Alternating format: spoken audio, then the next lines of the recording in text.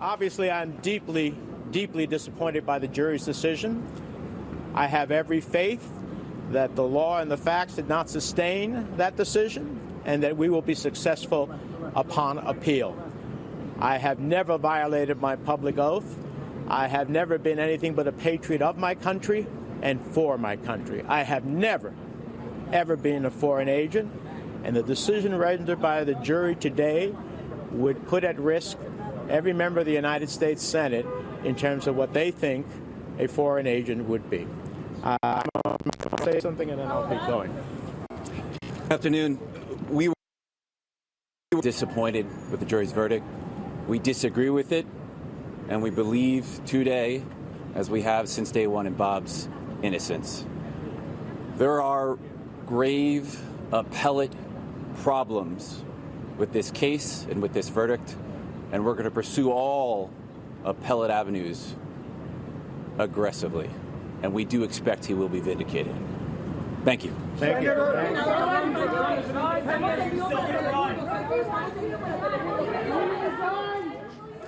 All right, Brian, two questions for you. First, it looks like he's going to appeal. How do you see this playing out? Yeah, so I haven't seen each and every second of the case, but I'll give you a play-by-play of how appeals typically work.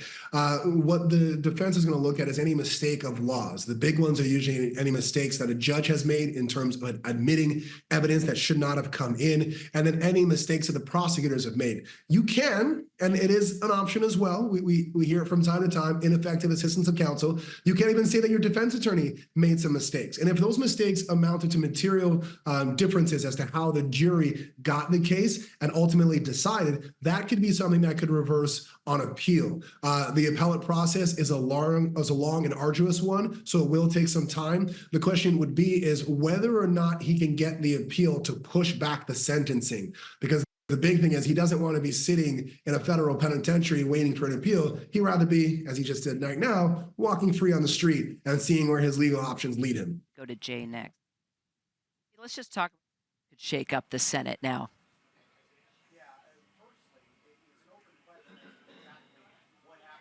What happens to Bob Menendez in terms of his Senate seat? Right now, he is still a United States Senator, being convicted of a crime, and apologize for the noise. You and I are here together covering the RNC. But just because you're convicted of a crime doesn't mean you're not allowed to serve in the United States Senate. There's no provision of federal law that says that. So either Menendez has to resign or he can be expelled from the Senate, a la what happened to, for instance, George Santos in the House, although Santos was expelled prior to the adjudication of his case, and Menendez's case has obviously been adjudicated, despite the fact they're going to appeal. We got a statement from Phil Murphy, the governor of New Jersey, and this is very telling, and Phil mentioned it a moment ago, but there's one part here that really sticks out to me. He says, quote, "If he refuses, he being Menendez, to vacate his office, I call on the U.S. Senate to vote to expel him." That would be significant. The Senate does not take up these votes to expel members of the Senate lightly. I can't think of one in modern political history, although I'm sure some of my colleagues who are a little bit more voiced in the storied history of the Senate might check me on this. But I can't think of another time the United States Senate in just the last few decades has voted to expel one of its members. The House has done it, Jim Traficant, et cetera, but not necessarily the Senate. That would be extremely significant, Kira, for the Senate to take up this step. And they would, Phil Murphy's calling them to, rather, if Menendez holds firm, says he didn't do anything wrong, as he indicated in that press conference, and chooses not to step down. So we're talking about the New Jersey governor now. Dozens of members up on the Hill there calling for Menendez to step down. Phil, what do you think this means for Democrats in a pivotal election year? Well, none of this is any good. The last week or so in national politics has really been kind of earth-shaking. Back to Governor Murphy's statement, as Jay was just pointing out, you heard Senator Menendez there. It was a very quick and defiant statement. It's as he's been this entire trial. He said, "I am innocent. I've always been innocent. I'm going to prove my innocence even after being convicted of all these charges. There were mistakes made." The governor of New Jersey, where Senator Menendez serves, says he received a fair trial.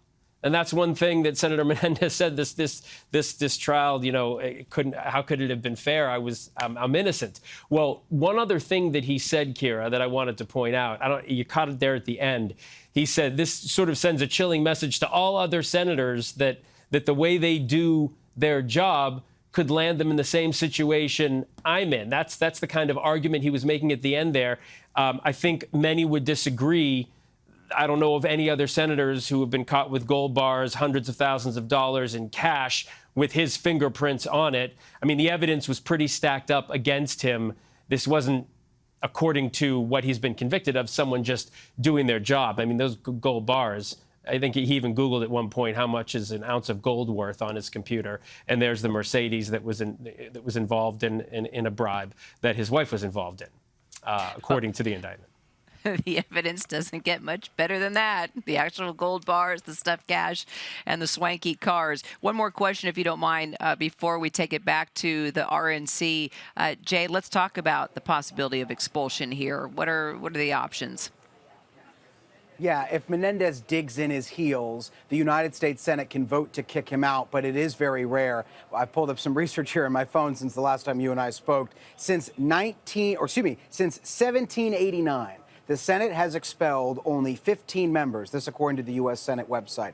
Of that number, 14 were expelled during the Civil War for supporting the Confederacy. The rest tend to resign under threat of expulsion. So the last analogous case that we can find is Robert Packwood, who resigns under the threat of expulsion. He was a senator from Oregon over sexual misconduct and abuse of power allegations. But again, the Senate doesn't take that expulsion vote in his case. He resigns under that threat. So if Menendez digs in his heels, and this is a lot of ifs and thens, right? But if the Senate does dig in its heels, if Menendez digs in his heels and refuses to resign, and the Senate moves forward with a vote to expel him, that would be relatively unprecedented in modern political history, Kira.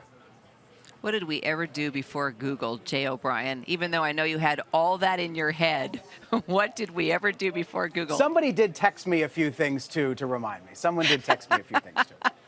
Well, I admire and respect all of your brains. Phil Lipoff, Jay O'Brien, Brian Buckmeyer. I'm so glad I had the three of you as we had the breaking news. Really appreciate you guys.